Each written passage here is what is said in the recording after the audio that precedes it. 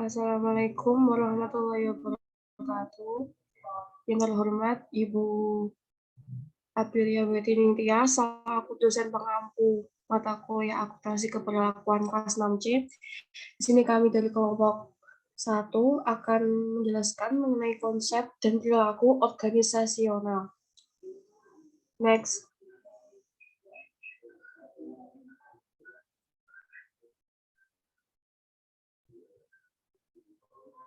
Sebelum memulai presentasi pada pagi ini, perkenankan saya untuk memperkenalkan nama anggota dari kelompok 1. Yang pertama yaitu saya sendiri, Fitri Amalia, NIM 2020 12149.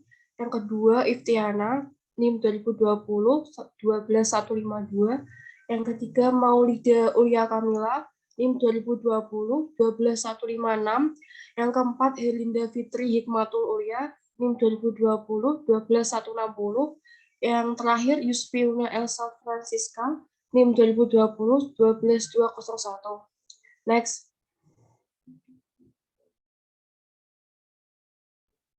Untuk penjelasan pertama akan saya jelaskan sendiri, yaitu mengenai keterlibatan peran manajer. Ada yang tahu nggak sih manajer itu siapa? Manajer adalah seseorang yang mengkoordinasikan kegiatan atau pekerjaan antar kelompok atau departemen, orang, dan lain-lain guna mencapai tujuan organisasi. Yang kedua, manajer memiliki peran penting bagi suatu keberhasilan organisasi, yaitu terletak pada kebutuhan akan koordinasi, kendali, dan perbaikan kinerja melalui komunikasi yang harmonis. Next. Tingkatan manajemen. Tingkatan manajemen ada 3 tingkatan, yaitu yang pertama, top manajemen atau manajemen puncak. Manajemen puncak terdiri dari orang-orang yang memiliki keterampilan konsep yang baik supaya bisa memimpin suatu organisasi atau perusahaan secara keseluruhan untuk bisa membangun tim kerja yang baik. Sehingga siapa saja yang duduk di tingkat manajemen ini harus punya keterampilan yang memimpin. Apa saja sih yang di dalam manajemen tingkat puncak? Manajemen tingkat puncak seperti dewan direktur atau dewan eksekutif, presiden direktur, kepala perwakilan, kepala divisi, CEO, CFO, dan juga COO. Nah, selanjutnya middle management atau manajemen tingkat menengah. Manajemen tingkat menengah pada dasarnya merupakan manajemen yang bertugas sebagai penghubung antara manajemen puncak dengan manajemen lini pertama yang dibahas di bawah khususnya bagian koordinasi dan penyampaian pesan. Apa saja yang termasuk dalam manajemen tingkat menengah? Yaitu diantaranya manajer cabang, kepala pengawas, kepala departemen, kepala bagian, plan manager, factory manager, regional manager, dan lain sebagainya. Yang terakhir yaitu lower management atau manajemen lini pertama.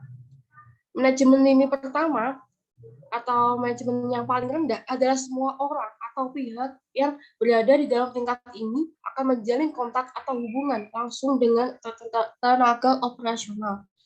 Sehingga pihak ini pula yang bisa mengetahui langsung kendala yang dihadapi para tenaga operasional saat kesulitan untuk mencapai target. Terus, next.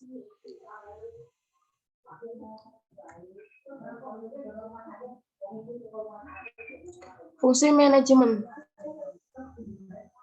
Manajemen mempunyai 4 fungsi. Yang pertama yaitu perencanaan. Manajemen sebagai sebuah proses yang diawali dengan merumuskan sasaran, strategi untuk mencapai sasaran tersebut, dan membuat rencana untuk koordinasi atau perencanaan. Lalu yang kedua, pengorganisasian. Rencana-rencana yang telah dibuat dalam fungsi manajemen pertama, yaitu perencanaan, diorganisasikan dengan menentukan pembagian tugas dan siapa yang harus mengerjakannya. Cara yang ketiga itu kepemimpinan. Kepemimpinan adalah cara pengerjaan tugas, bagaimana bentuk pertanggungjawaban atau pelaporan, dan tingkatan keputusan yang harus diambil. Seorang manajer harus memiliki kepemimpinan untuk bisa mempengaruhi, membimbing, dan mengarahkan koordinasi agar apa yang telah diorganisasikan bisa tercapai. Yang terakhir yaitu pengendalian. Seorang manajer harus bisa mengendalikan dari proses perencanaan hingga proses yang terakhir telah dibuat. Next.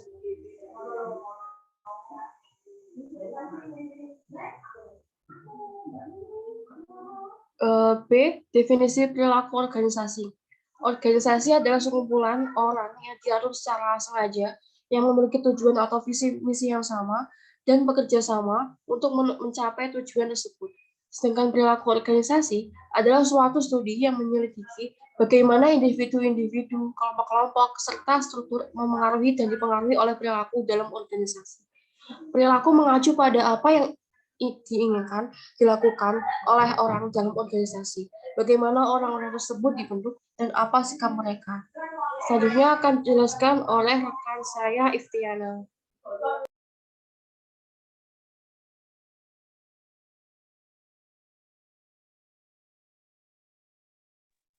Next.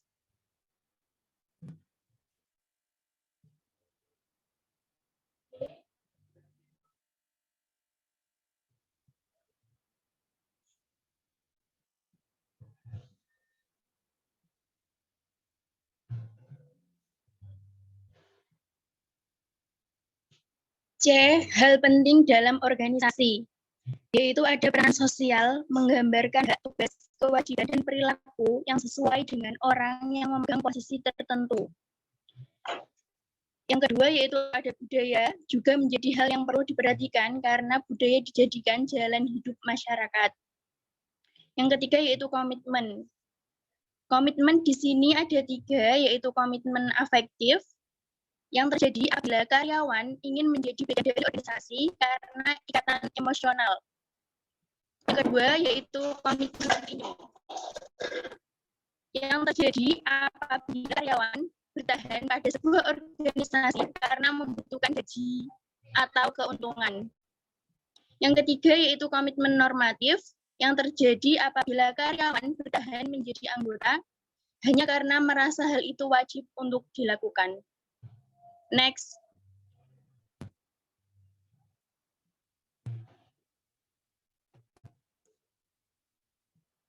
D. Perubahan pada tingkat individu.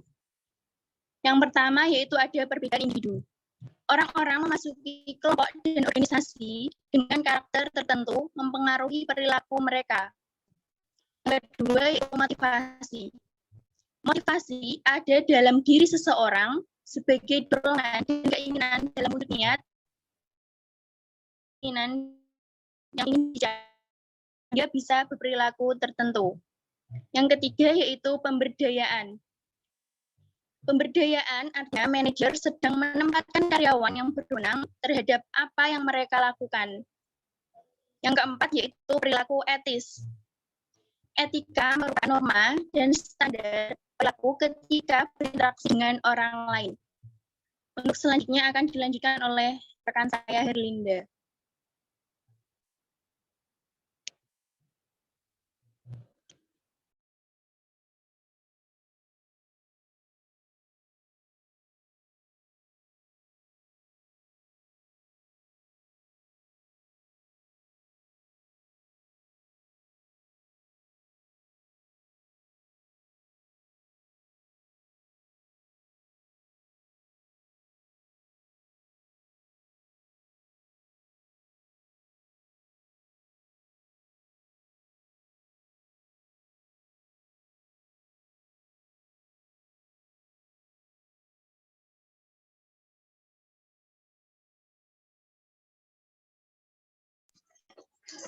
Mohon maaf, selanjutnya saya Yusfiona Elsa Francisca. Yang kelima, ada perubahan pada tingkat kelompok. Yaitu perubahan pada tingkat kelompok ada 2, yaitu bekerja dengan yang lain. Kekuatan kerja yang berkualitas melibatkan komunikasi, pemikiran, pembelajaran, dan bekerja dengan yang lainnya. Artinya, banyak keberhasilan dalam pekerjaan melibatkan pengembangan hubungan dari orang-orang di dalamnya. Yang kedua, perbedaan kekuatan kerja. Organisasi di dalamnya berkaitan dengan perbedaan gender, ras, etnis, orientasi, seksual, dan umur sehingga menyesuaikan terhadap banyak orang yang berbeda itu merupakan salah satu kemampuan yang paling penting dan secara luas mendasari perubahan yang dihadapi organisasi. Untuk bekerja secara efektif, maka kita perlu mengetahui bagaimana budaya membentuk mereka dan belajar sesuai interaksi gaya kita sendiri. Next. Selanjutnya ada perubahan pada tingkat organisasi.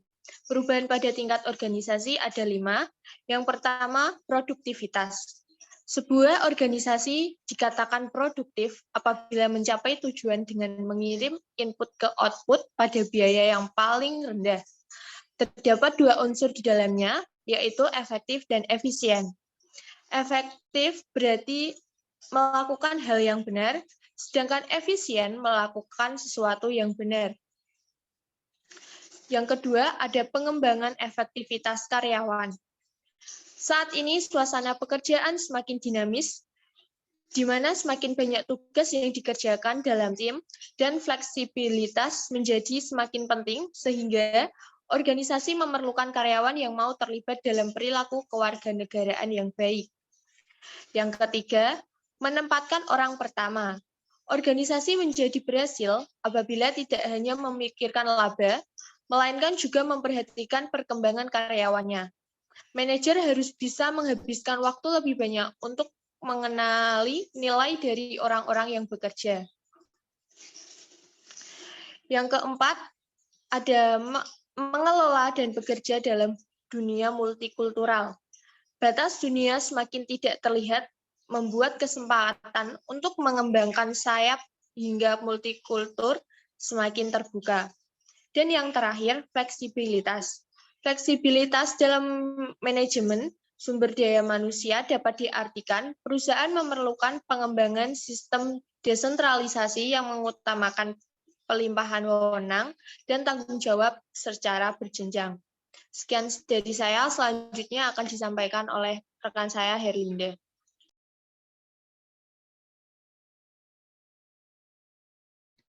Untuk selanjutnya yaitu dasar motivasional organisasi. Yang pertama, menarik dan menahan orang dalam sebuah sistem. Karyawan yang mempunyai kapabilitas yang baik harus dijaga agar tetap berada dalam sistem, karena manusia memiliki fungsi yang penting. Maka dari itu, penempatan manusia dalam sistem harus tepat. Yang kedua yaitu peranan kinerja dapat diandalkan. Dalam hal ini, penentuan peran harus dilakukan dan harus memenuhi tingkat kuantitas dan kualitas kinerja minimum. Yang ketiga, perilaku spontan dan inovatif. Organisasi dengan segala perencanaannya adalah hal yang sulit ditebak. Maka dari itu, tidak semua perencanaan menggambarkan keakuratan dengan tepat, sehingga organisasi harus memberikan ruang kepada anggotanya untuk suportif, kreatif, dan spontan dalam setiap situasi. Yang keempat, ada kerjasama. Yang kelima, perlindungan. Tidak ada kewajiban bagi anggota organisasi untuk menyelamatkan kehidupan dan properti organisasi. Namun, apabila mereka tidak melakukan hal tersebut, dianggap tidak berharga. Yang keenam, ide konstruktif. Seorang pekerja didorong untuk menyampaikan saran konstruktif ke dalam sistem melalui ide kreatif bagi perbaikan. Yang terakhir, ada sikap yang sesuai. Nah, dalam anggota kelompok dapat memberikan kontribusi dengan menciptakan iklim yang sesuai bagi komunitas yang ada dalam organisasi. Next.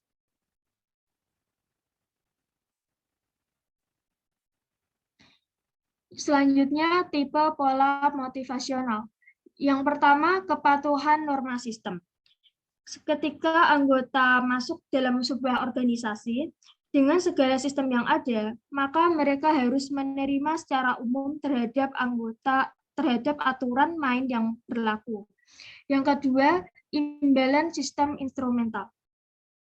Imbalan ini seperti tunjangan, fasilitas rekreasi, kondisi kerja yang kondusif menjadi dasar motivasi anggota organisasi tersebut.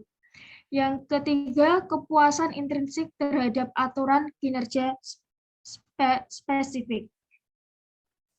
Kepuasan timbul bukan karena mendapat lebih banyak uang atau yang lain, melainkan karena aktivitas yang dikerjakan itu memang menyenangkan ketika bisa menunjukkan ekspresi keahlian dan bakat individu. Yang keempat, internalisasi nilai individu sesuai dengan tujuan organisasi.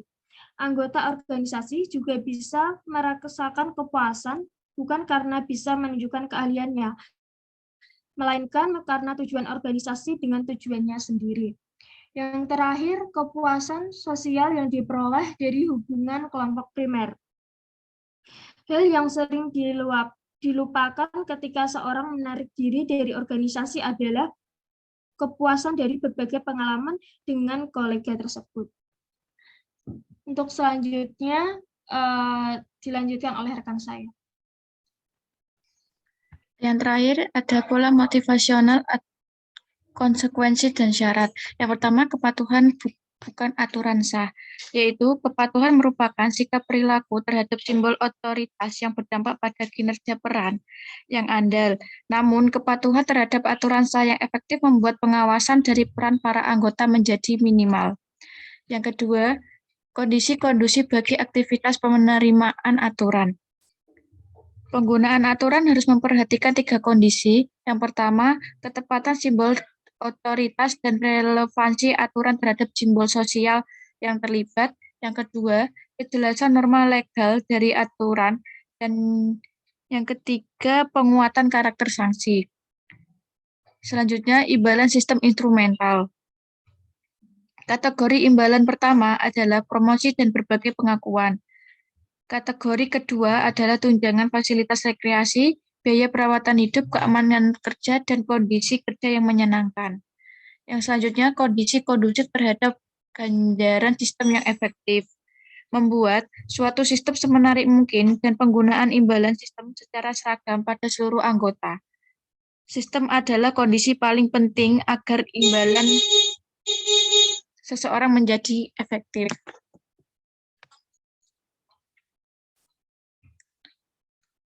Untuk selanjutnya, ganjaran individual instrumental, imbalan pengakuan dan moneter pada individu. Untuk kinerja individual diarahkan pada tingkat kualitas dan kuantitas kerja yang tinggi untuk mendapatkan kinerja peran yang optimal dan membantu menahan orang agar tetap berada dalam organisasi namun sulit untuk dilakukan. Yang selanjutnya ada kondisi kondusif imbalan instrumental individual. 3 kondisi agar imbalan dapat berfungsi. Yang pertama, imbalan dipahami dengan jelas guna memperbenarkan usaha tambahan yang dilakukan untuk mendapatkannya.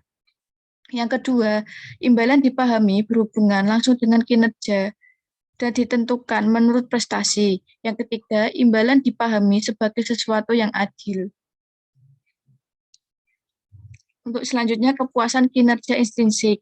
Orang yang menyukai tipe pekerjaan yang dilakukannya tidak akan khawatir terhadap fakta adanya aturan yang menentukan jumlah produksi tertentu pada kualitas tertentu. Untuk selanjutnya, kondisi kondusif terhadap timbulnya kepuasan kinerja intrinsik. Motivasi untuk memproduksi dan menghasilkan kualitas kerja adalah kondisi keamanan, perluasan kerja, bukan pemecahan kerja. Yang selanjutnya, internalisasi nilai dan tujuan organisasional. Internalisasi tujuan organisasional adalah yang pertama, beberapa tujuan organisasi umum yang tidak unik. Yang kedua, berbentuk dengan nilai dan tujuan subsistem organisasi. Selanjutnya, ada kondisi kondusif dari internalisasi tujuan sistem. 3 faktor yang memberi kontribusi. Yang pertama, partisipasi dalam keputusan-keputusan penting. Yang kedua, pemberian kontribusi terhadap kinerja kelompok secara signifikan. Yang ketiga, berbagai imbalan dengan pencapaian kelompok. Dan yang terakhir ada kepuasan sosial dari hubungan kelompok primer. Keinginan untuk menjadi bagian kelompok dengan sendirinya hanya berfungsi menahan orang dalam sistem, walaupun kelompok tersebut dapat memberikan. Akan saya serahkan kembali kepada moderator.